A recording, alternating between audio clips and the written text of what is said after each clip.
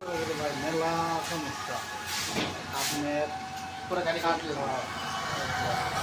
Order করে দিতে হবে। পুরো গাড়ি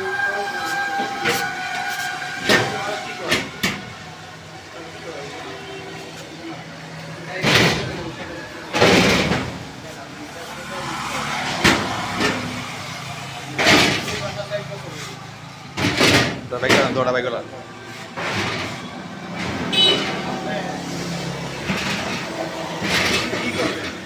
গাড়িটা লইয়া